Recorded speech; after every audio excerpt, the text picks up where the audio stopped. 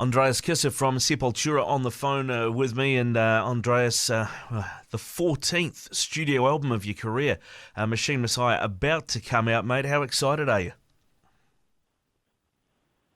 I'm very excited. So happy, with the results we achieved on the album, sound-wise, composition-wise, and all the artwork and video clip is out. So, we record the album in May and June. So, finally we're here. Tomorrow the album's out, and we're very happy, very happy to have this album at this momentum, great label, a great lineup. We have everything really organized and set up for a nice release, so we're excited. Yeah, there's a few different sounds on the album. I mean, the opening track, which, the title track too, Machine Messiah, it sounds very much, and tell me if I'm wrong here, but it sounds very much like a Derek song, like this may be one that he brought to the table. Not really. I mean, everything came on the album. It was like really well thought. I think every song we worked out the very strong characteristic for each one of them. So the idea was really to build an album. We were very much influenced by the physical, aspect of the album, the vinyl. The vinyl came back. It was great, like all the classics, like the metal classics, they didn't have more than 8, 9 songs, and the opening of the side B was very important, and what song should close the side A and stuff, so we built the album around type of atmosphere, really to build some history, some storyline or something. And Machine Messiah came from some riffs that I have, especially stuff that I didn't use on my solo album. Back in 2009, I released a solo album, a double album with a lot of acoustics and a lot of instrumental and Portuguese, English. Anyway, so the idea was to have like an intro, really. The song is almost like an overture for an opera. The idea was to create some type of expectation, of what's coming next. And Derek used his vocal, melodic vocal, since he joined Sepultura 20 years ago. I think people are really paying attention to that because it's the first song of the album, which is very different. Sepultura never did a song to open an album like that, So I think that's why people are really paying more attention to it, which is great. Yeah, definitely it's Derek's best work, I think we all did, we all did our best work here, really prepare ourselves physically, technically, mentally, to do an album and to record an album like that. Jens Bogen was really important to bring all his influence and his style and suggestions, and we were not really afraid to try anything. I think that's the Sepultura spirit always. When we come with something new, we like to explore new ideas and work with different producers, to bring a different perspective on Sepultura's music. Yeah, go ahead. Yeah, no, I was just going to say, because Jens has got an interesting background in terms of some of the artists he's worked with, quite diverse, you would say that Creator you could put in with, Sepultura in terms of that kind of thrash influence, but then Opeth, Paradise Lost, a bit more of a doom kind of influence. So what did he bring for you that maybe you haven't had in the past? I don't know, nothing. It's just like a new times, we celebrated 30 years of Sepultura. We did an extensive tour, for 3 years since the release of The Mediator at the end of 2013. We did the 30-year tour, and we released the Sepultura Under My Skin single. We played songs that we didn't play for so long. And, only doing that, and it feels like we close like a cycle, and Machine Messiah is this new chapter in our career. I think it was very important, that celebration really for us to set some boundaries, let's say, so we could really see this new chapter, with more freedom, let's say, And like I said, we want to really to explore like our musicianship at the highest level. We all stepped up our game. We really worked hard on the practice room. I came, after practice, I came back and worked on my Pro Tools, some lead ideas, and different edits and all that kind of stuff, And Derek and Paulo did the same with their home computers, and Eloy working, at his house. Anyway, it's like a really, regardless of the composition, which basically came more from, everything from the guitars and stuff like that. It is like a band effort, really. And I called also the band Jens at the studio, because the producer has to be the fifth member of the band in the studio, So very exciting, when you have a type of a challenge like that, to break your own limits, to play as the best that you can, better than you can. So it's something that was very motivating. Like I said, 3 years traveling the world. We visited places like for the first time, like places like Georgia, Armenia. We did 16 shows in Russia, 5 shows all in Siberia. So we visited so many different places, and we played with so many different people that we felt that we wanted to do something different, like every Sepultura album that way, But it felt like this closing cycle of the 30 year, and it feels like a new beginning, So it's very positive and very motivating, to have that kind of feeling. Yeah, indeed. I mean, you can hear Sepultura on this record, and when I say that, I mean you listen to Phantom Self, and one of the things that you guys have done in the past that you've been famous for is introducing some different instruments and some different styles of music, some world music, for want of a better term, into the music, and you can hear that in Phantom Self. But you're right, it is a rebirth of sorts, because it sounds so fresh. It almost sounds like an album you would expect to come from a band that you haven't heard from before. Yeah, that's great. I mean, I think we achieved that goal. At the same time, we explore our musicianship at the highest level. Jens was the one who brought the suggestion to use the violins from Tunisia. It's a Tunisia ensemble, an orchestra from Tunisia, and he worked with those violins with Moonspell before. And it's great that we have that intro from that very specific Brazilian rhythm, at the beginning of Phantom Self. Yeah. And then all of a sudden you have northeast of Brazil and Tunisia together in one track, which was great. It really opened a lot of different possibilities for my lead guitar, especially on that song. A conversation, between the guitars and the violins and stuff. So everything was very exciting, I think the connection we had with Jens was very important, for us really to achieve, the goals that we are after, So, like I said, we are never afraid to risk, I think art is risking somehow, Otherwise you'll be copying yourself or somebody else, So we really like that kind of challenge.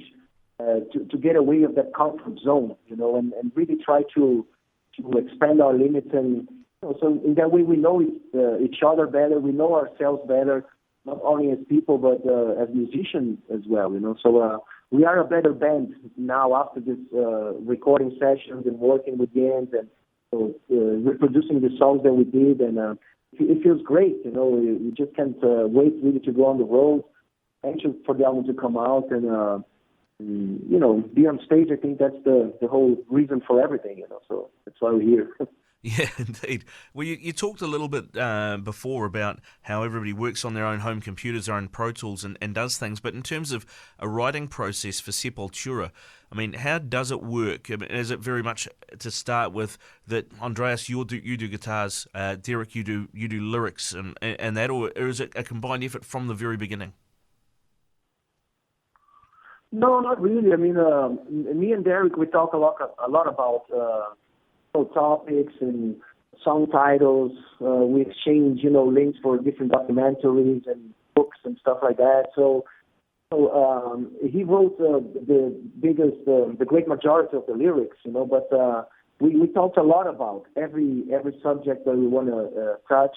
And I wrote one lyric, "I am the enemy," and half of the other one I don't remember now. But he was the one really to look for the best words and best expressions for him, for him to really express himself in the best way. And Jens, again, was really crucial, to find the right place and the right mixing, the right place for the voice on the mixing and everything.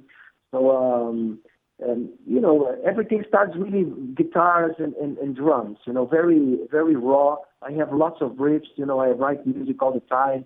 Eloy went to his home and he recorded like a lot of drum loops and drum parts, different drum parts here and there.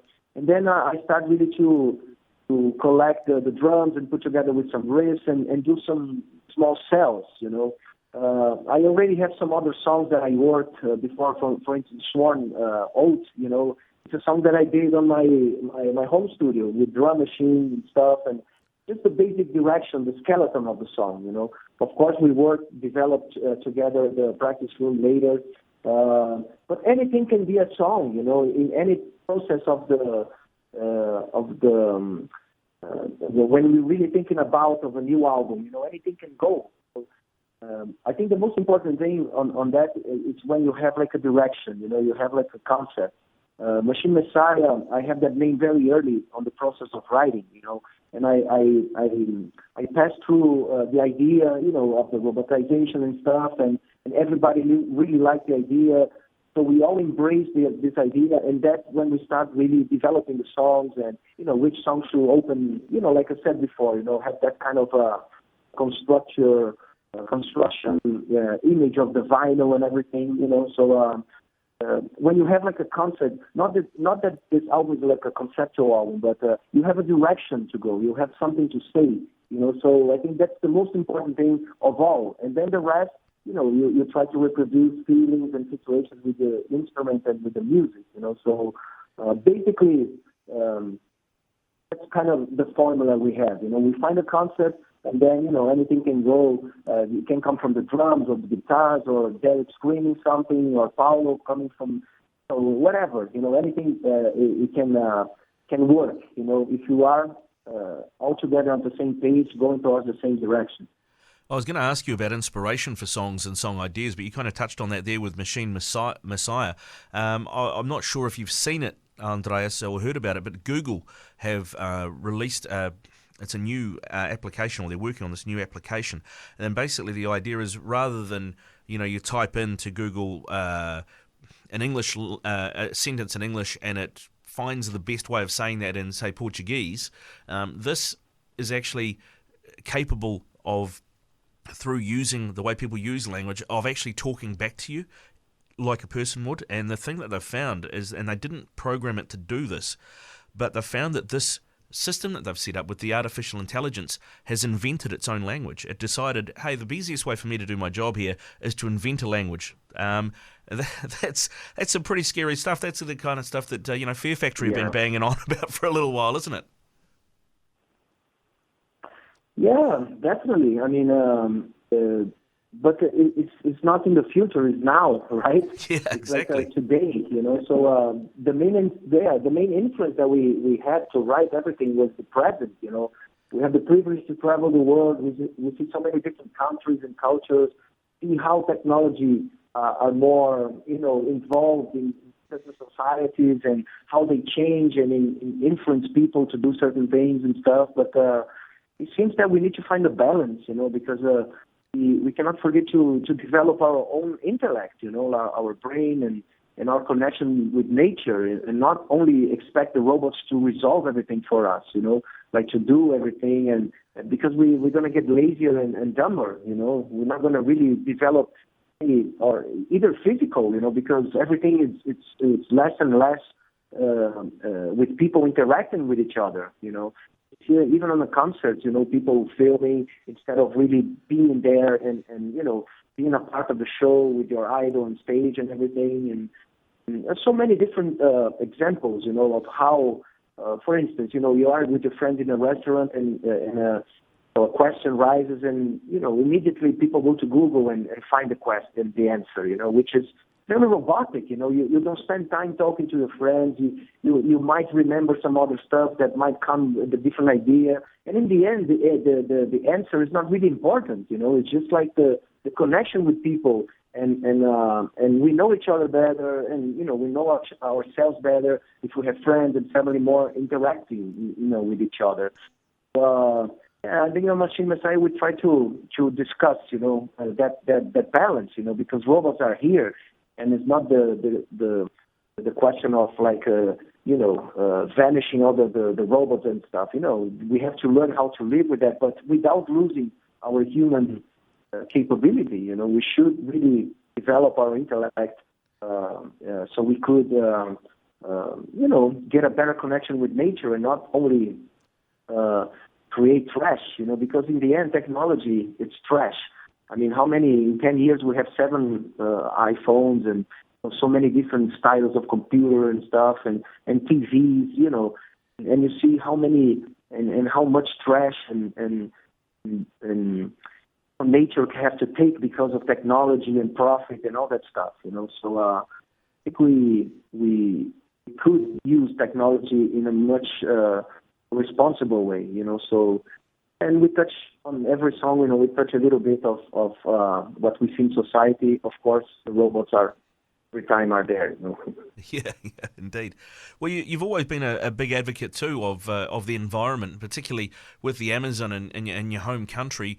Is that situation got any better? It seems like maybe the Brazilian government is more aware of that and are protecting the rainforests and some of the indigenous tribes that live there now.